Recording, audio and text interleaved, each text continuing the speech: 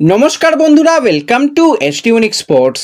বন্ধুরা, এই ভিডিওতে আমরা কথা বলবো ট্রান্সফার নিউজ নিয়ে, যেখানে ভারতের সেরা গোল মেশিনকে কিন্তু এবার সই করিয়ে নেওয়া হলো। সেই নিয়ে আপডেট শেয়ার করার সাথে সাথে ইস্ট বেঙ্গলকে নিয়ে বেশ কিছু বড় আপডেট, কেরালা ব্লাস্টার্সকে নিয়ে আপডেট শেয়ার করা রয়েছে, বিদেশিদের নিয়েও কিন্তু আপডেট শেয়ার করে নেব আমরা এই ভিডিওতে। তাই ভিডিও শুরু করার আগে একটাই রিকোয়েস্ট, চ্যানেলে যারা প্রথমবারের জন্য এসেছো মনে করে চ্যানেলটাকে সাবস্ক্রাইব করে নিও। অনেকেই ভিডিও দেখছো হয়তো সাবস্ক্রাইব করতে ভুলে যাচ্ছ, সকলে একটু সাবস্ক্রাইব করে সাপোর্ট করো, তাহলে তোমাদের প্রিয় দলের খেলার সমস্ত আপডেট তোমরা এখানে পেয়ে যাবে। তো প্রথমেই যদি আমরা আলোচনাটা শুরু করি কেরালা ব্লাস্টার্সকে নিয়ে, তো সুপার কাপের প্রথম উদ্বোধনী ম্যাচ ইস্টবেঙ্গলের বিরুদ্ধে কিন্তু কেরালা ব্লাস্টার্স অভিযান শুরু করতে চলেছে। তো সুপার কাপটা কিন্তু তারা চাইছে ভালো কিছু করার, নতুন কোচ এসেছে, সেই পরিকল্পনায় দলকে প্র্যাকটিস করানো হচ্ছে এবং তারাও কিন্তু প্রস্তুত এক প্রকার রয়েছে এই ম্যাচটাকে জেতার জন্য। কিন্তু এই ম্যাচটা কিন্তু খুবই হাড্ডাহাড্ডি ম্যাচ হবে। একদিকে ডিফেন্ডিং চ্যাম্পিয়ন ইস্টবেঙ্গল, তারা অবশ্যই চেষ্টা করবে ট্রফি ধরে রাখার এবং ভালো খেলার, পরবর্তী রাউন্ডে যাওয়ার, কারণ অলরেডি মোহনবাগান সুপার জায়েন্ট পরবর্তী রাউন্ডে কোয়ালিফাই করে গেছে। ইস্টবেঙ্গলও চেষ্টা করবে যে পরবর্তী রাউন্ডে কোয়ালিফাই করার, ডার্বি জেতার, ট্রফিকে ধরে রাখার। কাজটা মোটেই সহজ হবে না। তো কেরালা দলে কিন্তু বেশ কিছু পরিবর্তন আমরা দেখতে পেতে চলেছি। মূলত বিদেশি প্লেয়ারদের একাধিক পরিবর্তন আমরা দেখতে পাবো। সেখানে নুয়া সাধুয়ের মতন প্লেয়ার যার সঙ্গে চুক্তি থাকলেও সেই চুক্তি হয়তো টার্মিনেট হতে পারে। পাঞ্জাব এফসি নুয়া সাধুয়ের দিকে নজর রাখছে। এছাড়া আইএসএল এর আরও দুটো ক্লাব কিন্তু নজর রাখছে এই নুয়া সাধুয়ের দিকে, তার দিকে কিন্তু নজর রাখছে। যদি কন্ট্রাক্ট টার্মিনেট হয়ে যায় কেরালার সঙ্গে, তাহলে কিন্তু তারা সিগনেচার করে নেওয়ার জন্য একদম রেডি রয়েছে। তো শেষ মুহূর্ত পর্যন্ত তারা অপেক্ষা করছে।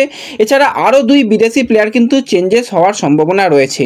ইন্ডিয়ানদের মধ্যে অন্তত 4 জন বড় নামের প্লেয়ার কিন্তু কেরালা ব্লাস্টার্স দল ছাড়তে চলেছে। তো সব মিলিয়ে মিশিয়ে দেখতে গেলে কিন্তু একটা নতুন ধরনের প্রজেক্ট নিয়ে কিন্তু কেরালা এগোবে। সেই মতন তারা প্লেয়ারও সাইন করাবে এবং একাধিক প্লেয়ারকে তারা ছেড়ে দেবে, কিছু করার নেই। এবং ট্রান্সফার মার্কেটের সব থেকে যদি অ্যাক্টিভ কোনো দল থাকে, সেটা কিন্তু কেরালা ব্লাস্টার্স হতে চলেছে বলেই শোনা যাচ্ছে। তো অবশ্যই কেরালার দিকে নজর থাকবে। সেখানে বেশ কিছু কোয়ালিটি প্লেয়ার রয়েছে, সেই সমস্ত প্লেয়াররা পরবর্তী তাদের ঠিকানা কোথায় হয় সেই দিকে কিন্তু অবশ্যই আমাদের নজর থাকবে। তো এর সাথে সাথেই যদি আমরা কথা বলি একটুখানি মুম্বাই সিটি এফসির একজন বিদেশি প্লেয়ারকে নিয়ে, সেই বিদেশি প্লেয়ার আর অন্য কেউ নয়, 33 বছর বয়সী ফ্রান্সের অ্যাটাকিং মিডফিল্ডারের প্লেয়ার জেরেমি মানজারো, যাকে কিন্তু আমরা আইএসএলে প্রথমবারের জন্য জামশেদপুরের জার্সি গায়ে খেলতে দেখেছিলাম। সেখানে 24 ম্যাচে 6টা গোল, 2টো অ্যাসিস্ট এবং প্রচুর ভালো ফুটবল খেলেছিল। 2023-24 সিজনে একাধিক চান্স ক্রিয়েটও করেছিল এই জেরেমি মানজারো। Quality player. পরবর্তী সময় তাকে মুম্বাই সিটি এফসি সাইন করায় এবং এই সিজনটা তার জন্য মোটেই ভালো গেল না। মূল কারণ হচ্ছে ইনজুরি। 9টা ম্যাচে নেমেছিল, সেখানে সেরকম কিছু ইম্প্যাক্ট খেলতে পারেনি এবং তারপর ইনজুরি লেগে যাওয়ার পর কিন্তু সে দীর্ঘ দিনের জন্য মাঠের বাইরে চলে গেছে। কন্ট্রাক্টও তার শেষ হয়ে আসছে 31 মে 2025। তো খুব সম্ভবত জেরেমি মানজারোর সঙ্গে কিন্তু আর কন্টিনিউ করবে না মুম্বাই সিটি এফসি, তাকে কিন্তু ছেড়ে দেওয়া হবে। এবার জেরেমি শুধু নয়, জেরেমি ছাড়া আরও 2 বিদেশি, অর্থাৎ টোটাল 3 জন বিদেশিকে কিন্তু চেঞ্জ করতে চলেছে সামনের সিজনে মুম্বাই সিটি এফসি। তার মধ্যে জেরেমিকে ছেড়ে দেওয়াটা কার্যত নিশ্চিত হয়ে গেছে। কয়েকদিনের মধ্যেই হয়তো তোমরা অফিসিয়াল থ্যাংক ইউ মেসেজ পেয়ে যাবে। তো দেখা যাক পরবর্তী ঠিকানা জেরেমি মানজারোর ইন্ডিয়ান কোনো ক্লাবে হয় নাকি সে তার দেশে ফিরে যায়, সেদিকে কোনো জায়গায় যদি খেলে সেই আপডেটও যদি আসে পরবর্তী সময় অবশ্যই তোমাদের সঙ্গে শেয়ার করে নেব। এবং এর সাথে সাথে আমরা ইস্ট বেঙ্গলের এক প্লেয়ারকে নিয়ে অবশ্যই কথা বলবো। সেই প্লেয়ারের সঙ্গে কিন্তু এখন বেশ জোর কদমে কথা চলছে। প্লেয়ার আর অন্য কেউ নয়, 23 বছর বয়সী ভারতীয় অ্যাটাকিং মিডফিল্ডারের প্লেয়ার ভিষ্ণু। তো ভিষ্ণু কিন্তু ইস্টবেঙ্গলের সঙ্গে 2026 সাল অর্থাৎ আরও একটা সিজন কন্ট্রাক্টেড রয়েছে। এবার তার যেরকম ছোট ভ্যালুর কন্ট্রাক্ট, সেই কন্ট্রাক্টে কোনো প্রফেশনাল প্লেয়ার খেলবে না। তো ম্যানেজমেন্ট চেষ্টা করছে সামারে তার সাথে কিন্তু কথাবার্তা বলে চুক্তি বাড়িয়ে নিতে, সেই রকমই চেষ্টা করছে। এবং এই রেসের মধ্যে বেশ কিছু আইএসএলের ক্লাব ছিল, তোমাদের অনেক দিন আগেই জানিয়েছিলাম যে আইএসএলের সফল 2টো ক্লাব কিন্তু নজরের মধ্যে রেখেছে। তার মধ্যে প্রথম বেঙ্গালুরু, তারা কিন্তু ভিষ্ণুকে নজর নজরের মধ্যে রাখছিল এবং মুম্বাই সিটি এফসির নাম কিন্তু এখন জোরালোভাবে শোনা যাচ্ছে। মুম্বাই নাকি চাইছে অল আউট করে গিয়ে একদম শেষ পর্যন্ত ডিলটাকে ডান করতে। দেখো, ডিল ডান করতে গেলে সেরকম কিছু নয়, ট্রান্সফার ফি নিয়ে নেগোসিয়েশন করে ডিল ডান করা যায়, কিন্তু ইস্টবেঙ্গল এইরকম একজন রত্ন প্লেয়ারকে যদি ছেড়ে দেয় তার থেকে চরম বোকামো কিছু হবে না। ইস্টবেঙ্গল ম্যানেজমেন্ট ছেড়ে দেওয়ার তো কথা এখনও পর্যন্ত কিছু ভাবেইনি, তারা চেষ্টা করছে যাতে অন্তত আরও 3টে সিজন তার সাথে দীর্ঘমেয়াদী চুক্তি করে নেওয়া যায়, সেই নিয়ে তাদের যে যারা রয়েছে কর্তা তারা কথাবার্তা চালাচ্ছে কথাবার্তা, কিন্তু এখনও পর্যন্ত ভিষ্ণু কিন্তু নতুন চুক্তিতে সই করেনি। চুক্তিতে সাইন করে নেওয়া উচিত ভিষ্ণু, ইস্টবেঙ্গল ক্লাব থেকেই তার উত্থান। অবশ্যই ইস্টবেঙ্গল এসে যথেষ্ট গেম টাইমও পেয়েছে এবং ভালো করেছে। এই সিজনে যদি ভিষ্ণুর আমরা টোটাল পারফরমেন্স নিয়ে কথা বলি, যথেষ্ট ভালো পারফরমেন্স।